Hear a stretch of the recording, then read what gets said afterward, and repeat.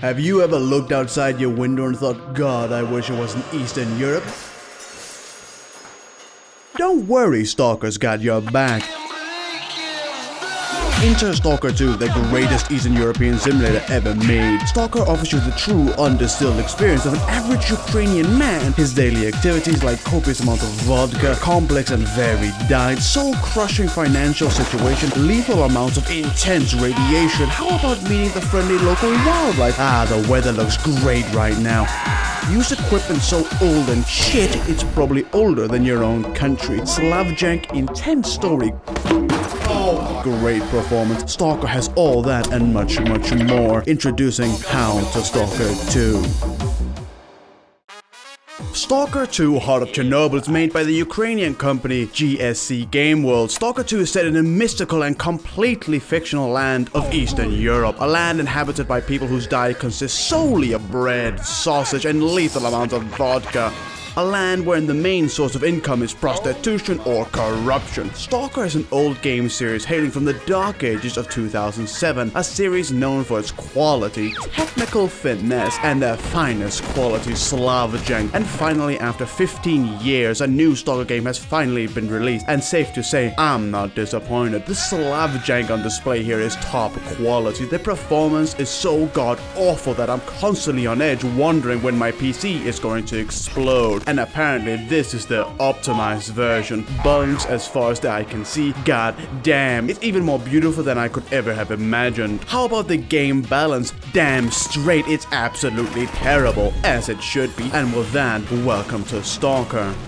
Stalker is loosely based on the novel Roadside Picnic and Tarkovsky's cult classic 1979 movie Stalker, wherein said Stalker heads to the Zone. In the game series, the Zone refers to the Chernobyl exclusion zone. Chernobyl explodes like normal, but this time the Soviets decide to pull a funny one and build a load of secret laboratories in the Zone. The point? To interact with something called the Noosphere. A load of sciencey shit happens, total nerd stuff, wherein the nerds attempt to interact with the Noosphere, and quite predictably everything explodes. This second Chernobyl disaster then happens. This time, however, everything is well and truly fucked.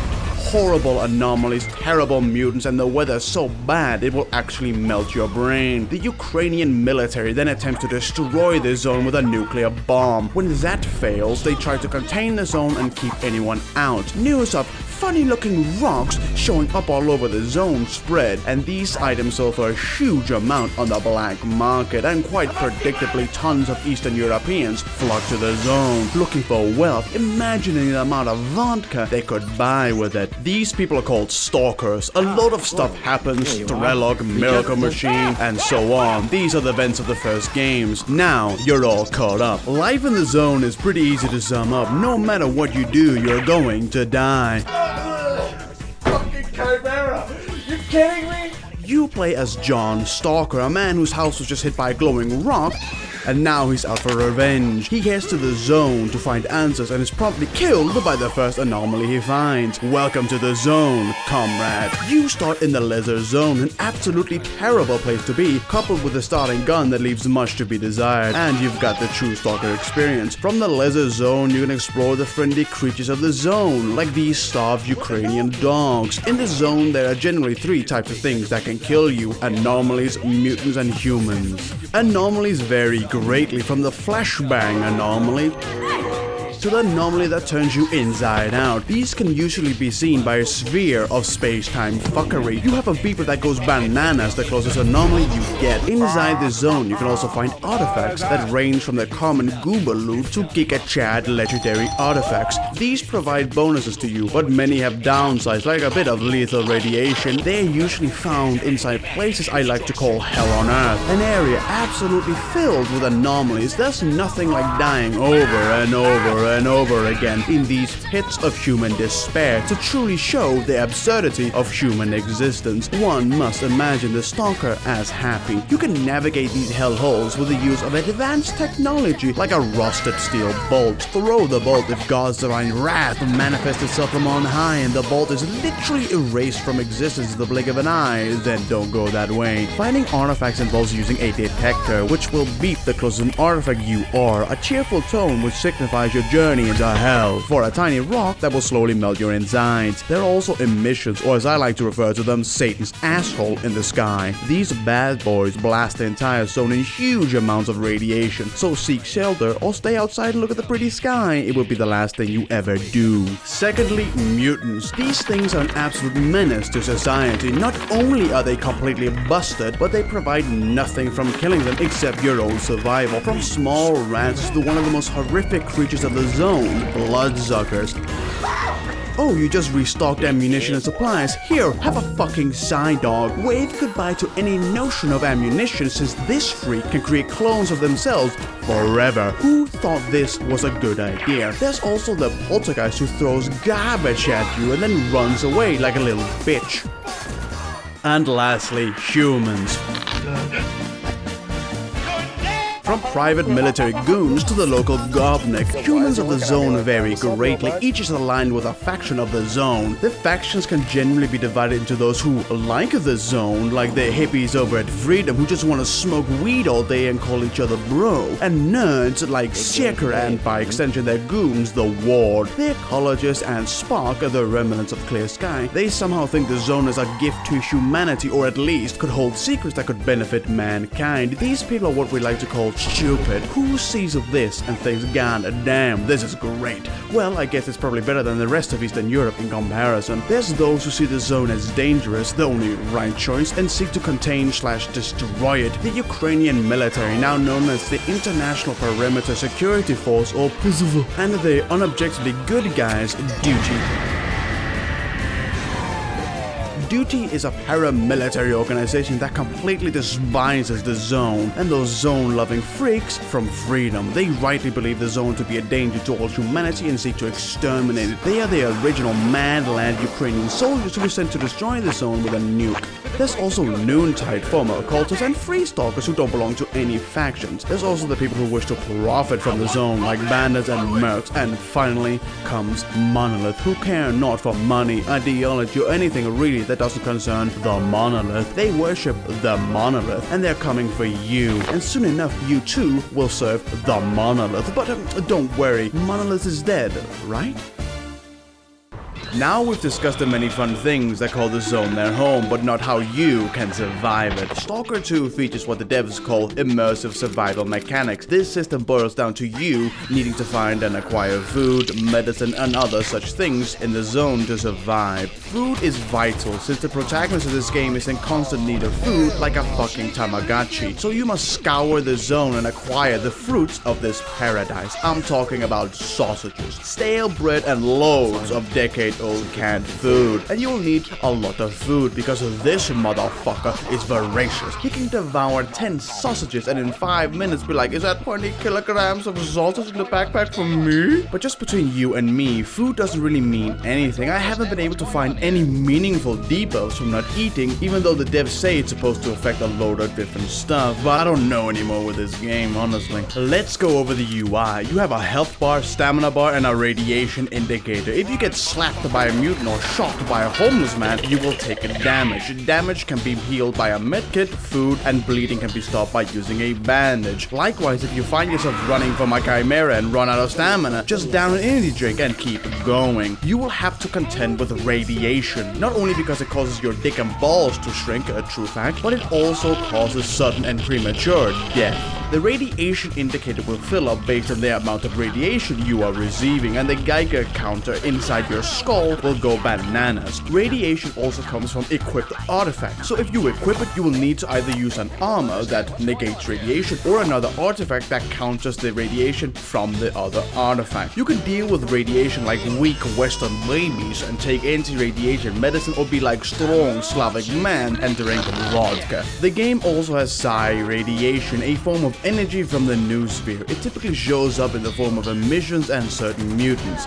Psi radiation. It causes you to go completely insane. You may hear things and see strange hallucinations like actual ghosts running at you. If exposed to too much psi radiation, it will cause psi damage, which in turn will cause your brain to explode or fry your brain, making you a zombified stalker or a mind-controlled lunatic like the Monolithians. You can either use psi-blocking pills or wear an armor that grants psi resistance. Now we come to the infamous compass bar, which shows you, where stuff is. Below that is another bar. When the bar is blue, it shows you how much noise you are making, useful for those of you who are carrying around a dump truck. The bar will also turn red when enemies are around or you are in combat. By far the most dangerous part of Stalker 2 are the other forms of life that call this place home. While mutants will simply slap your ass or cause your brain to explode, Slavs are like the Neanderthals of the zone. They don't have the intelligence or strength of the mutants, but what they do have is fully automatic assault rifles. Introducing your new best friend,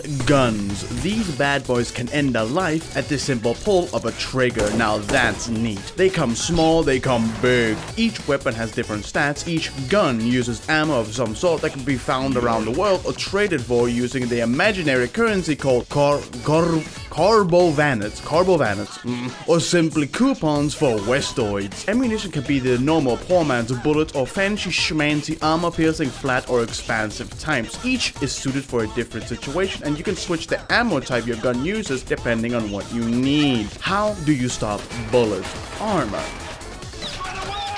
Armor offers protection from the elements, including gopniks with assault rifles. Each armor offers different advantages and disadvantages. Equipment will degrade with use, so much so guns will jam in the most inopportune time. Armor and guns can be upgraded, repaired, and even sold at vendors and traders using money. Money is typically acquired from doing quests or simply murdering people and stealing their shit. You also have encumbrance to contend with. I've seen so many posts complaining about carry weight. My brother in Christ, you do not need to carry 30 bottles of vodka, 40 kilograms of Dr. Sausage. Like one reviewer complained about the carry weight, while this was his inventory. You do not need this much shit. You have a private stash, which is global. Put most of your shit in there. But if you still want to carry a lot of stuff, you can find artifacts that can help with carry weight, and certain armors also provide a boost. Now, GSC Game World really cooked something crazy and revolutionary for Stalker 2, women. I know, pretty scary. And for the average Stalker player, it's like seeing a fucking unicorn. Surprisingly, none of the older games had these mythological creatures, and clearly some of the Stalker fanbase are not too happy. That includes me. Not because I'm a misogynist, no, but because I don't want my radioactive gay wonderland filled with hot, sweaty, buff Slavic men ruined by the presence of women. We are not the same. So, we got women in the game now, great, but that leads us on to the things the game doesn't have. Now, sadly, we come to the part of the video where I tell you all is not as it seems. Throughout the video, I've painted Stalker 2 as a diamond in the rough, a great game with some rough edges and a healthy amount of Slav jank. But the deeper we delve into this mutant's hole, the darker it gets. First, the game is broken to the core. Stalker 2 was released in a terrible state. The game is full of bugs, from minor funny ones to bugs that break the game. The biggest problem was, and still is, the poor optimization. The developers said they ensured performance was acceptable. Oh, thank God they ensured it was acceptable. Acceptably dog shit. And the performance is the least of Stalker 2's problems, since the balancing was also way off. Mutants could take several grenades and dozens of shotgun rounds and still not die, and the combat is, well, pretty bad.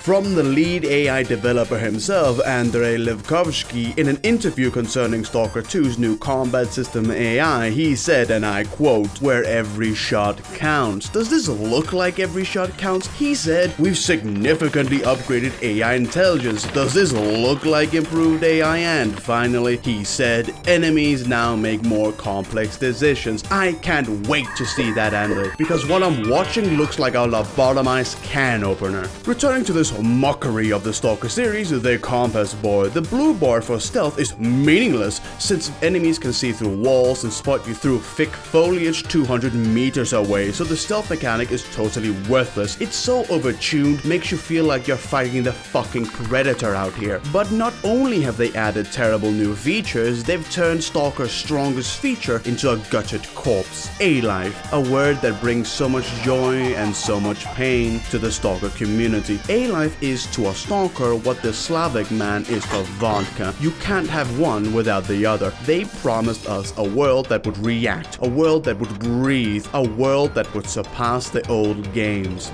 And what did we receive?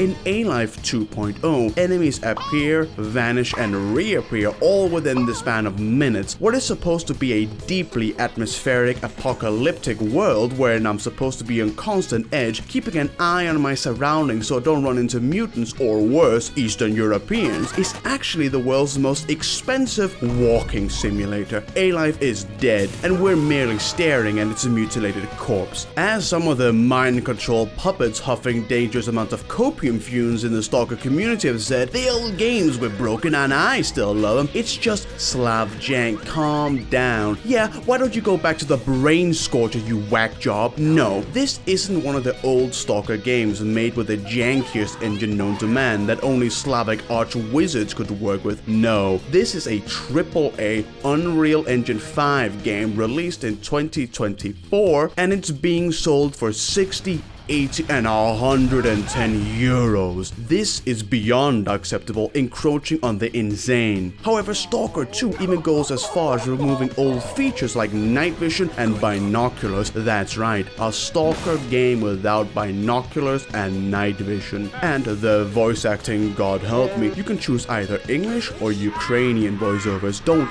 ever choose English. It's not how Stalker is meant to be experienced, but the game is lip synced to English, so if you switch to Ukrainian, the cutscenes will look completely whack. It's not all bad news though. Many months after release, the game is getting updates and fixes. Patch 1.1 has over 1800 fixes. Patch 1.2 has more than 1700 fixes. Patch 1.3 includes 1200 fixes. Patch 1.4 has 700 fixes. They are clearly working hard, especially for a €110 game. It's strange that the company is advertising and even boasting about how many fixes they've released for what they deemed a finished product. Overall, these patches have made the game much better. Anyone who's played the release version of Stalker 2 can clearly feel and see the improvements. But looking past all the bugs and broken trust leaves the worst for last. GSC's actions leading up to the release of the game. The more I dive into their advertisements, teaser trailers, and interviews, the more pronounced the taste of dog shit in my mouth becomes. They advertised A-Life 2.0 knowing it didn't work. They advertised full Ukrainian voiceovers knowing the lip sync wasn't supported. They advertised sleep deficiency knowing it wasn't even in the game. And then the final insult, a review embargo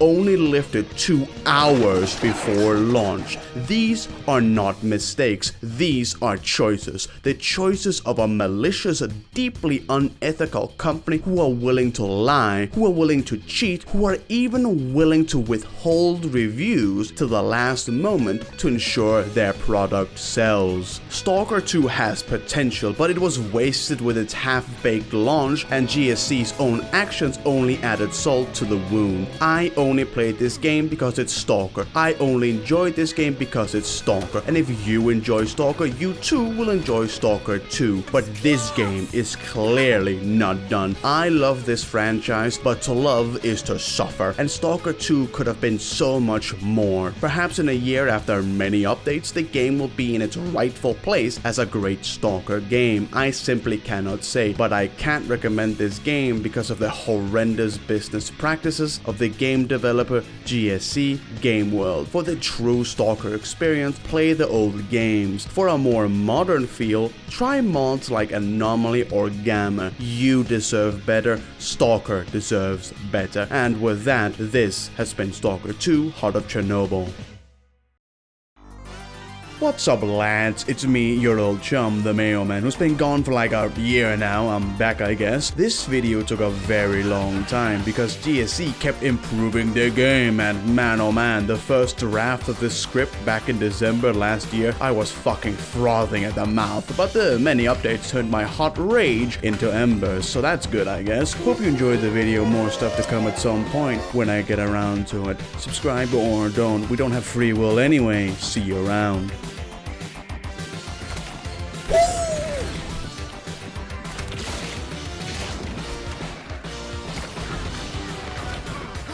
Look at what.